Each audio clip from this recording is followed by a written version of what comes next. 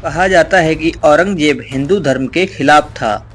उसने मंदिरों को तुड़वाकर मस्जिदें बनवाईं, जबरन धर्म परिवर्तन करने के लिए जजिया कर लगाया और सिख गुरुओं सहित कई सनातनियों को मौत के घाट उतारा था। उसके शासनकाल को भारत के इतिहास का सबसे काला अध्याय बताया जाता है। लेकिन जब हम इतिहास में पीछे मुड़कर देखते हैं तो क्या हमें ब्रिटिश हुकूमत की वो बर्बरता याद नहीं आती, जिस हुकूमत ने बंगाल के अकाल में 1 करोड़ लोगों को मौत के घाट उतार दिया, जिसने 1857 की क्रांति को कुचलने के लिए 8 लाख मासूम लोगों की बलि चढ़ा दी, जिसने देश को एक लकीर खींचकर 2 टुकड़ों में बांट दिया, जिससे मानव इतिहास का सबसे फोर्स माइग्रेशन हुआ, जिसने जलियांवाला बाग में निहत्थे भारतीयों पर गोलियां बरसाई और हजारों क्रांतिकारियों को अंडमान की जेल में अमानवीय यातनाएं दी। ब्रिटिश इतिहास खून से लिखा गया, लेकिन अजीब बात यह है कि आज हम ब्रिटिशर्स को माफ कर चुके हैं। वे हमारे मेहमान बनकर आते हैं और हम मुस्कुराकर उनका स्वागत करते हैं। जब किसी टूरिस्ट प्लेस पर हमें ये अंग्रेज दिख जाते हैं तो हम उनके साथ फोटो खिंचवाने के लिए बहुत खुश होते हैं, जैसे हम बहुत बड़े स्टार के साथ फोटो खिंचवा रहे हों। जिन ब्रिटिशर्स ने हम भारतीयों पर इतने अत्याचार किए और शासन किया, आज हम उनकी भाषा बोलने में गर्व महसूस करते हैं। लेकिन औरंगजेब, उसका नाम आते ही हम नफरत से भर जाते हैं। लेकिन क्या आज हम विंस्टन चर्चिल का नाम लेने पर उसी घृणा को महसूस कर पाते हैं? क्योंकि चर्चिल ने तो 30 लाख से ज्यादा बंगालियों को भूख से तड़पने के लिए छोड़ दिया था। ऐसे में सवाल ये उठता है कि क्या इतिहास के सबसे बड़े विलेन की पहचान सिर्फ हमारी सहूलियत के हिसाब से तय हो रही है? जय हिंद दोस्तों, स्वागत है आपका हमारे इस YouTube चैनल में। दोस्तों, आपने कभी सोचा है कि हम भारतीयों पर मुगल शासकों से भी ज्यादा किसी दूसरे साम्राज्य ने अत्याचार किया और भारतीयों पर 200 सालों तक शासन किया है? आपने कहीं न कहीं ये जरूर सुना होगा कि एक समय भारत देश सोने की चिड़िया था, और ये 100% ठीक सुना था आपने। भारत एक समय में सोने, चांदी, हीरे और मूल्यवान रत्नों से भरा पड़ा था, पर आज हमारे हाथ खाली हैं। जो हम भारतीयों के पास होना चाहिए वो सब ब्रिटिश साम्राज्य ने हमसे लूट लिया। ब्रिटिश शासकों ने भारतीयों पर बहुत जुल्म किए, उनकी बहू बेटियों की इज्जत से खेला और निचली जाति के लोगों को अपना गुलाम बना के रखा। ब्रिटिश हुकूमत ने लोगों पर इतना जुल्म किया कि आपके सोचकर ही होश उड़ जाएंगे। अपने गुलामों से ये दिन रात काम लेते थे। यदि ये थककर बेहोश भी हो जाते तो इन्हें ऐसा ही छोड़कर दूसरे गुलाम को काम पर लगा देते थे।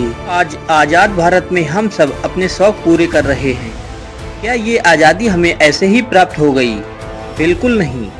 ब्रिटिश हुकूमत में हम गुलामों को ना तो खाना भरपूर मिलता था और ना ही कहीं घूमने फिरने की आज़ादी थी।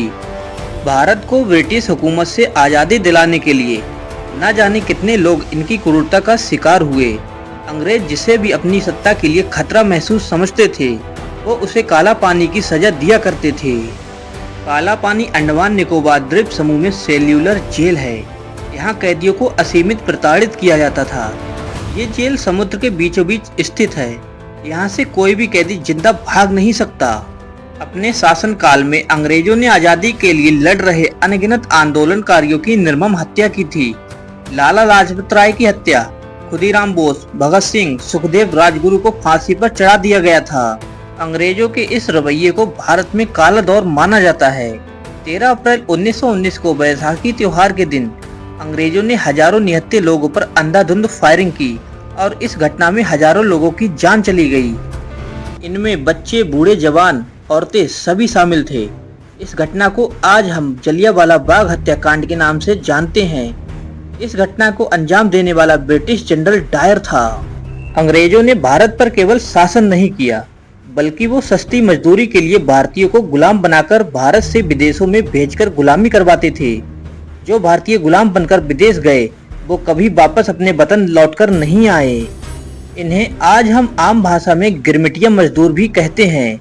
फिजी, मॉरिशस, सूरीनाम और कैरेबियाई देशों में आज बड़ी संख्या में भारतीय मूल के लोग अंग्रेजों के उसी नीति का परिणाम हैं।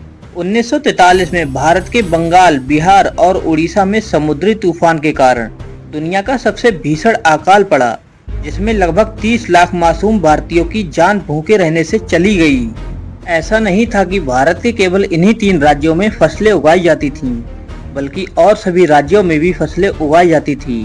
अब यहाँ पर सवाल ये उठता है कि जब इतने बड़े भारत में खेती हो रही थी तो ये लोग भूख से क्यों मर रहे थे। दरअसल अंग्रेजों की निर्मम सरकार इस अनाज का उपयोग द्वितीय विश्व युद्ध में अपने सैनिकों के लिए कर रही थी। अंग्रेजों ने हम भारतीयों पर इतने जुल्म किए हैं कि जितने बताए जाएं वो कम पड़ जाएंगे। अंग्रेजों के आने से पहले भारत में कपड़ों का निर्यात काफी बेहतर था, जिस पर अंग्रेजों की काली नजर पड़ चुकी थी। अंग्रेज अपने देश में बने कपड़े बिना टैक्स के भारत लाने लगे और सस्ते दामों पर भारत में बेचने लगे। इसके साथ ही अंग्रेजों ने भारतीय कपड़ों और सामानों के निर्यात पर भारी टैक्स लगा दिया, जिस कारण भारतीय व्यापार धीरे धीरे समाप्त होता चला गया। अंग्रेज किसानों से जबरदस्ती नील की खेती करवाने लगे, जिससे जमीन बंजर होने लगी। दरअसल नील एक प्राकृतिक रंजक होता है जो कपड़ों में रंगने के काम आता है। नील की खेती में अंग्रेजों को काफी मुनाफा होता था और छोटे किसानों को उनके पसीने तक की मजदूरी नहीं मिलती थी। धीरे धीरे छोटे किसान मजदूर में बदल गए और देश में जमींदारी प्रथा बढ़ती चली गई। ऐसा कहना बिल्कुल भी गलत नहीं होगा कि मुगलों की तुलना में अंग्रेजों ने हमें काफी हद तक लूटा, शोषण किया और अत्याचार किया। ऐसा नहीं है कि मैं मुगल शासकों के पक्ष में हूँ। मुगल शासकों ने भी भारत पर कब्जा कर भारतीयों को लूटा और अत्याचार भी किया, पर मुगल शासकों ने भारत का पैसा लूटकर भारत में ही लगाया। अब आप सोच रहे होंगे वो कैसे। दरअसल मुगल शासकों ने अपने अपने शासनकाल में कई ऐसी इमारतें बनवाई हैं जो पूरी दुनिया में फेमस हैं और विदेशी भारी मात्रा में इन्हें देखने के लिए भारत आते हैं। मुगल शासकों ने बुलंद दरवाजा, ताजमहल, कुतुब मीनार, दिल्ली की जामा मस्जिद, लाल किला दिल्ली और आगरा का लाल किला बनवाया। इन सब स्थानों पर घूमने के लिए सरकार ने एंट्री फीस रखी है, जो हमारी अर्थव्यवस्था में काफी हद तक सहायक सिद्ध होती है। अंग्रेजों ने भारत से करोड़ों अरबों का माल लूटा, जिनमें मूल्यवान रत्न, टीपू सुल्तान की तलवार और उनकी सोने की अंगूठियां, महात्मा बुद्ध की मूर्ति आदि शामिल हैं। इसके साथ साथ अंग्रेजों ने भारत का सबसे मूल्यवान हीरा, जिसे हम कोहिनूर का हीरा कहते हैं, हमसे लूट लिया, जिसकी कीमत $1 बिलियन यानी कि 8,000 करोड़ है। कोहिनूर हीरा अब ब्रिटिश क्राउन का हिस्सा है और महारानी एलिजाबेथ द्वितीय के ताज में जड़ा हुआ है। भारत में कोहिनूर हीरा को वापस लाने के लिए मांग कई बार उठ चुकी है, लेकिन ब्रिटेन ने इसे वापस करने से इनकार कर दिया। अंग्रेजों की फूट डालो राज करो नीति के कारण आज हम भारतीय हिंदू मुस्लिम की लड़ाई में उलझे हुए हैं, जबकि अंग्रेजों से स्वतंत्रता पाने में प्रत्येक कौम का खून इस मिट्टी में शामिल है। दोस्तों, आपको हमारी ये वीडियो कैसी लगी कमेंट करके जरूर बताएं। मिलते हैं आपसे बहुत जल्द एक नई वीडियो के साथ। तब तक के लिए जय हिंद दोस्तों।